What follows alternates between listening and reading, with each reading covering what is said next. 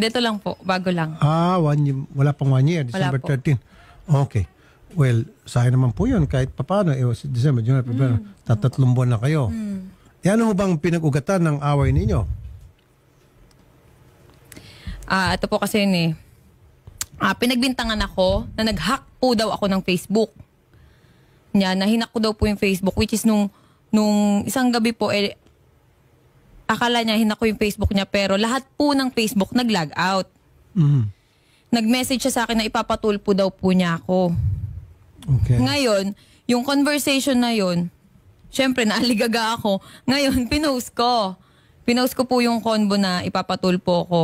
Tapos, bigla na lang siyang nag-live sa Facebook niya. Nagsalita po siya ng mga kasiraan about sa akin. Katulad po ng walker ako, magulang ko po, adik,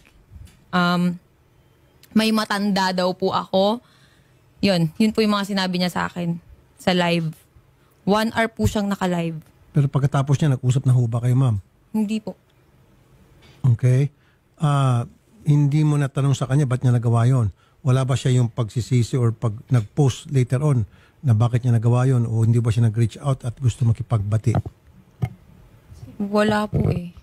Bakit siya pa magpapatulpo Ayun nga po eh. Hindi ko maintindihan bakit ako pa ipapatulpo kasi may ebidensya daw po siya na pinapahack ko yung account niya, yung Facebook niya. Anong ebidensya pong hawak niya? Hindi ko po alam. Nung gabi po yun, lahat yun nag-log out yung Facebook.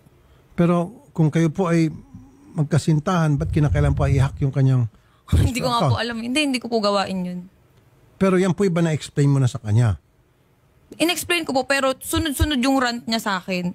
Sinasabihan niya pa ako ng bad words na, ulul ka, alam ko ikaw may gawa nito. Pero, nung time na po yun, lahat ng Facebook nag-log out. Okay. At ito naman, nagkaroon po talaga ng down po. Ang meta po nung araw po na yan. Facebook, Messenger, and Instagram po. Yung po nag-down ba po talaga. alam niya at nasabi sa kanya?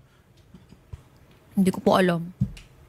Pero nung time na po na yun, sinabi ko sa kanya yun na, paanong hinahack, nagko-content kami dito na na-log out lahat ng Facebook. Sabi niya, ulul ka, ikaw lang gagawa nito, alam ko yung ginagawa mo.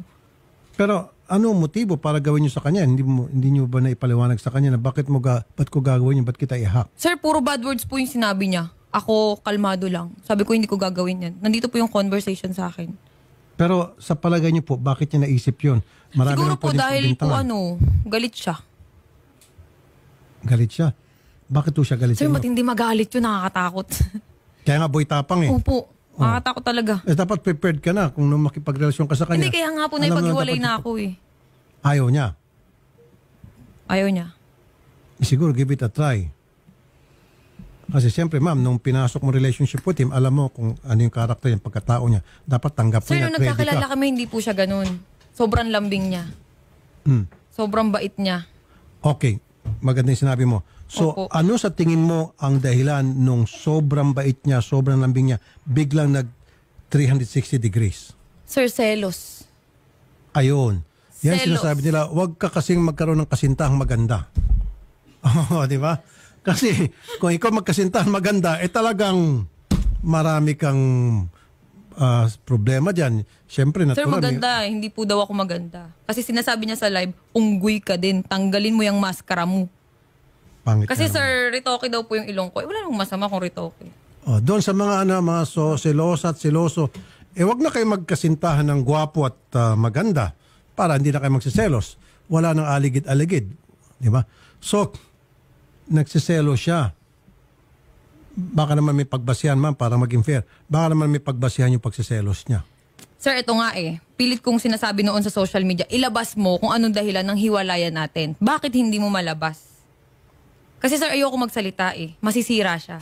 Hindi, pero ma'am, kasi wala siya rito. Subukan natin tawagan. Yung bang, okay, dati malambing siya. Sabi niya, sweet. Sobra. O, Para siyempre, akong prinsesa. tama lang yon. Usually, ganun talaga pag naniligaw. Pag tumagal-tagal na, hindi naman lahat, medyo pa yung pagbabago.